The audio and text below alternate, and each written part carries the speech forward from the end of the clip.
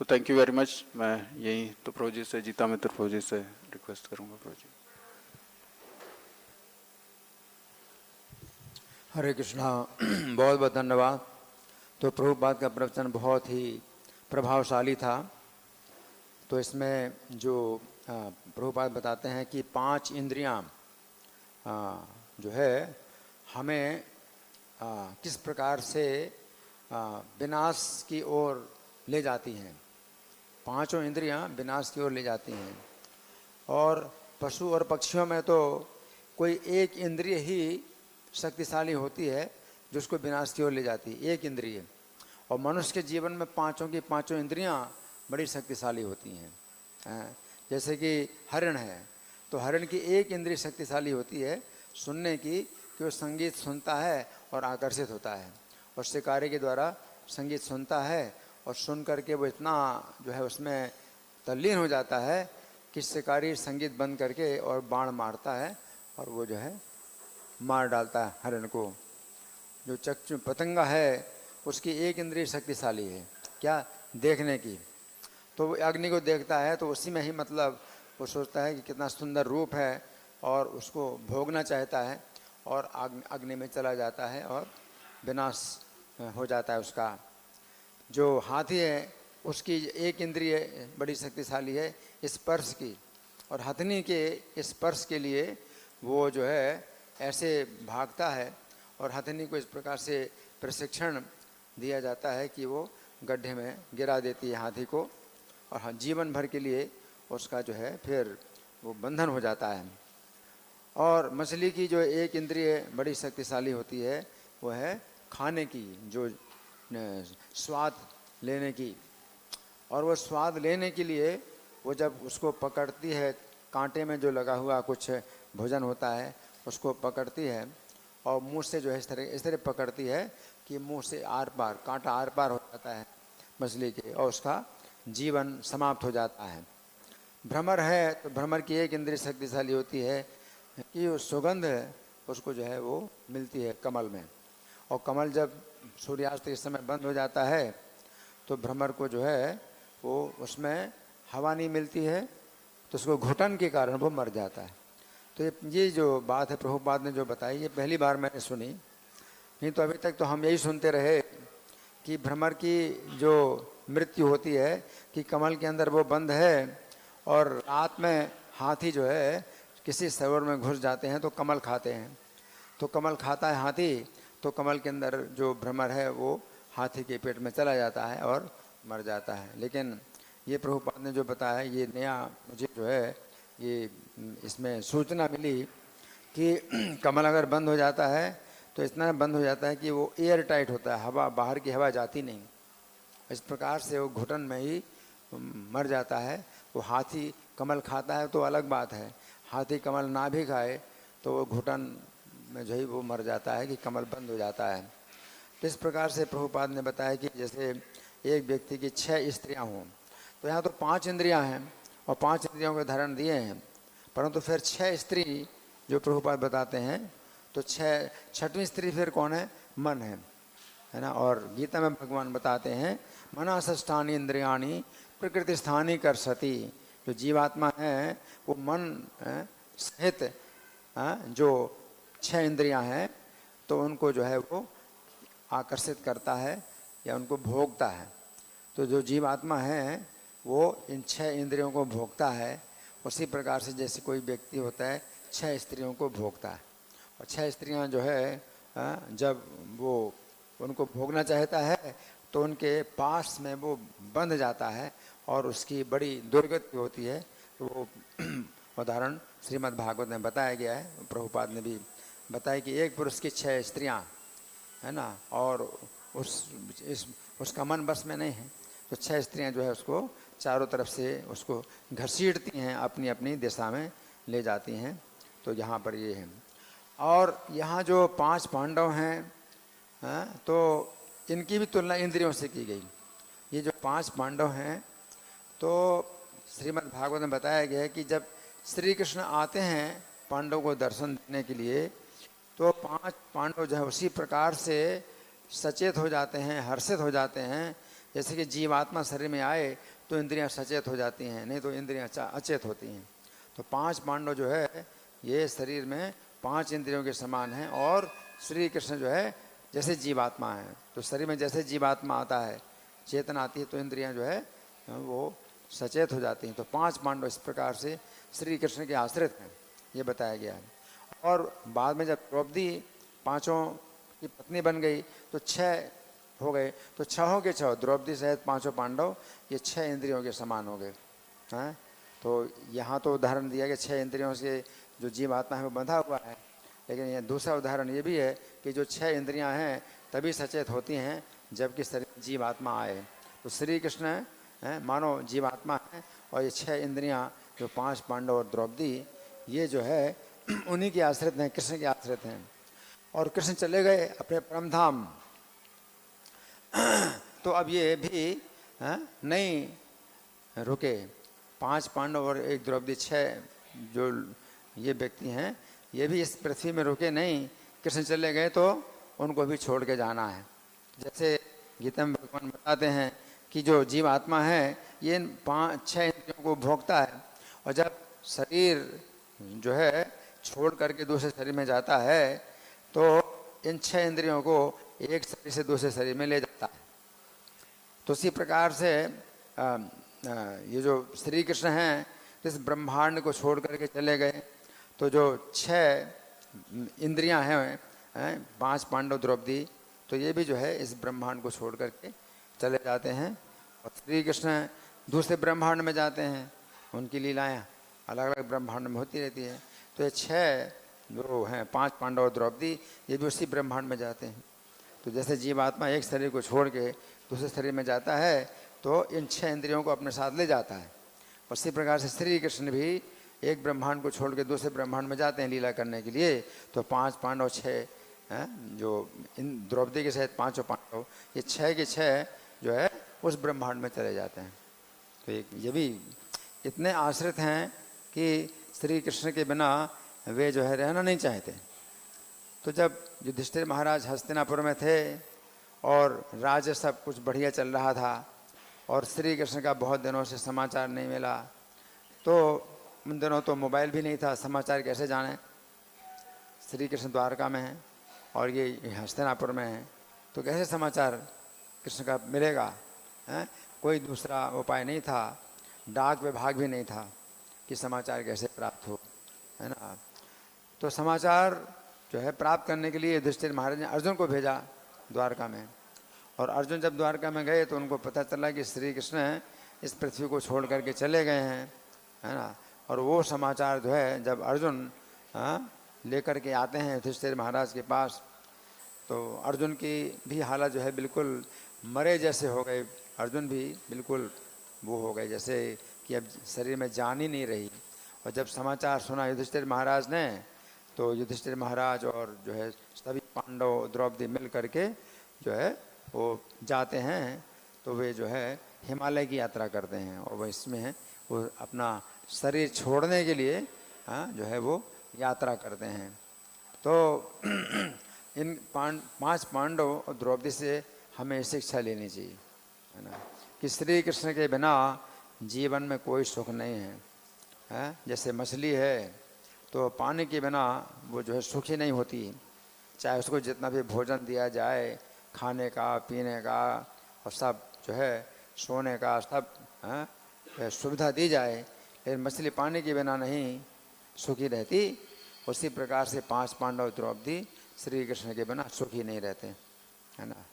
तो एकदम से उन्होंने निर्णय कर ले लिया। तो प्रभुपाद युधिष्ठिर महाराज की प्रशंसा करते हैं कि एकदम से निर्णय ले लिया, तुरंत निर्णय ले लिया।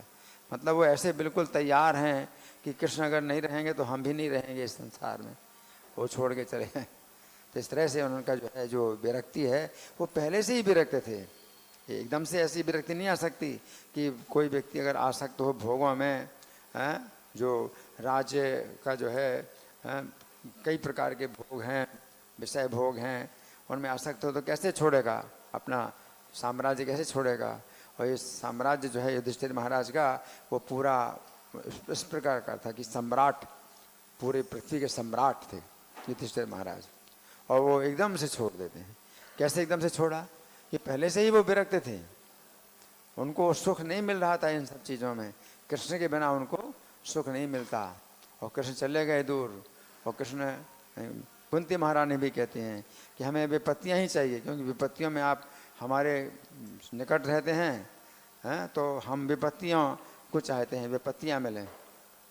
संपत्ति आती है, सुख संपत्ति आती है तो आप चले जाते हैं। तो कुंती महारानी कहती हैं, तो कुंती महारानी के ही जो है चरण चिन्हों पर चलने वाले ये पांचों पांडव और द्रौपदी हैं।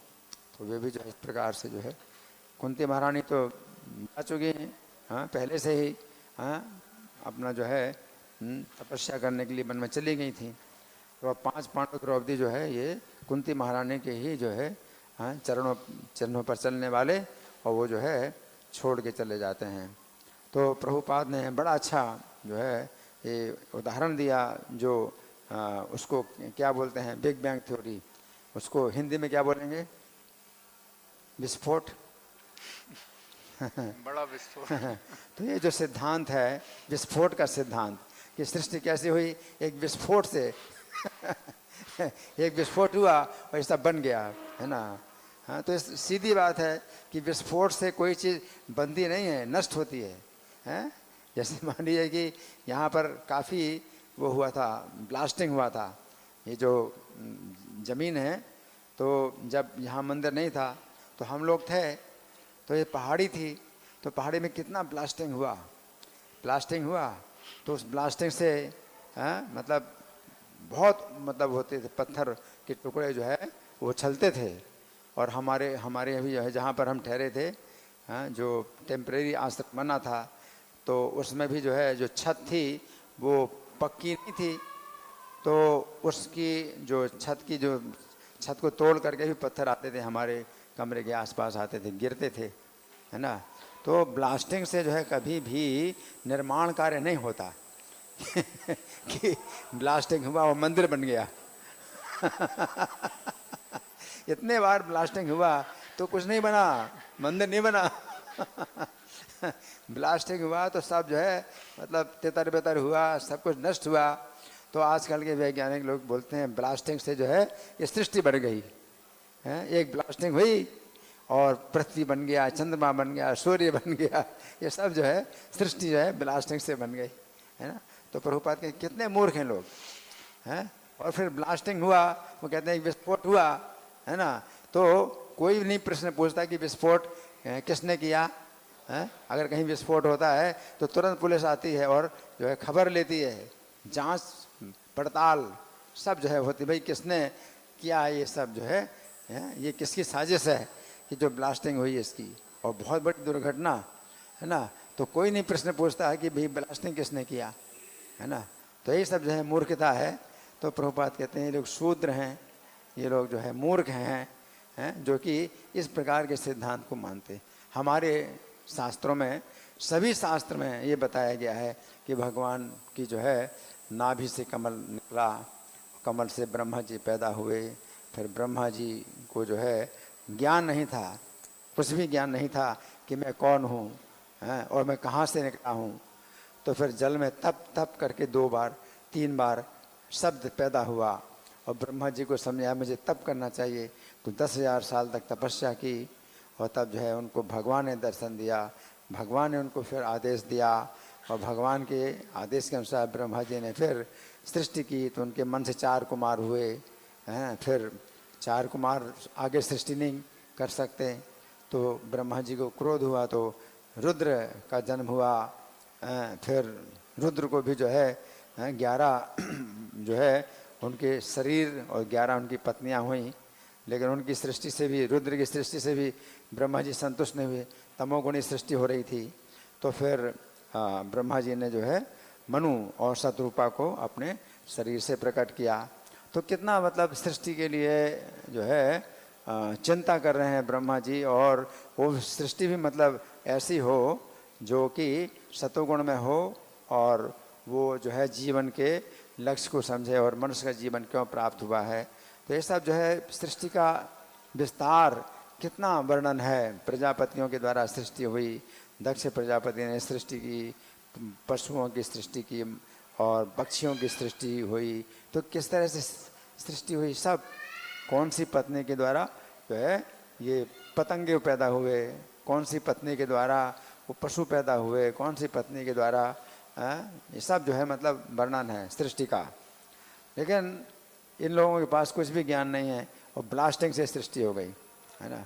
और शरीर जो है कितना अच्छा प्रभुपाद ने बताया कि डार्विन जो है के पास कोई उत्तर नहीं था इस बात का कि अलग अलग शरीर जो बने हैं, है ना, तो हमारा शरीर अलग है, आपका शरीर अलग है, सबके शरीर अलग अलग हैं, तो ये क्यों, है ना, अलग शरीर क्यों? किसी को पशु, किसी को पक्षी का शरीर मिला, ये क्यों?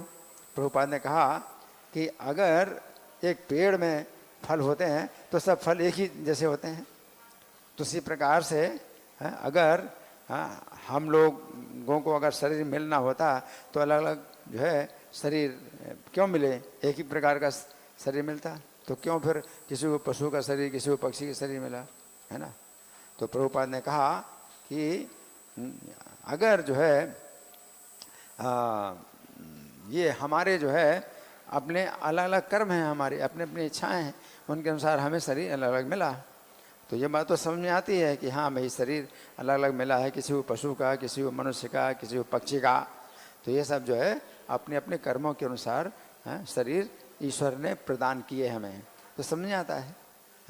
तो इस डार्विन की जो सिद्धांत है वो बिल्कुल जो है गलत है और पूरी तरह से कल्पना पर आधारित है। और वो जो है शरीर के अंदर जीवात्मा को मानते ही नहीं, शरीर के अंदर जीवात्मा को मानते ही नहीं हैं, अगला जीवन भी नहीं मानते, पिछला जीवन भी नहीं मानते। ये डार्विन का सिद्धांत क्या है कि शरीर के साथ ही हम पैदा होते हैं, शरीर के साथ हम मर जाते हैं, ना अगला जीवन होता है ना पिछला जीवन होता है। तो इस पूरा का पूरा जो सिद्धांत जो है पूरा अज्ञान से भरा हुआ, वही जो है आजकल के स्कूलों में और कॉलेजों में पढ़ाया जाता है ना। तो प्रभुपाद ही जो है हमें दृष्टि प्रदान करने वाले हैं कि हमें सही दृष्टि कैसे प्राप्त हो, सही दृष्टि से कैसे हर चीज़ को देखें।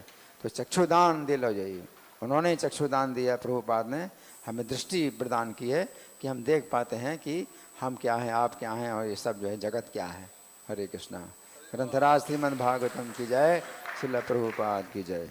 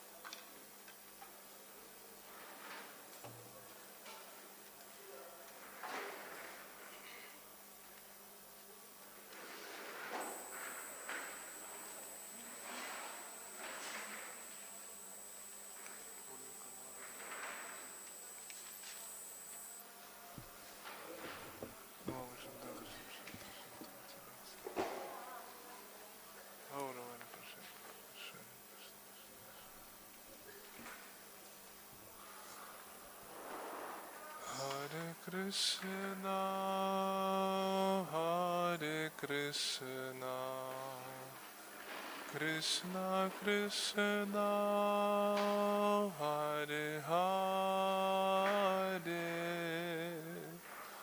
Hare Rama, Hare Rama, Rama Rama,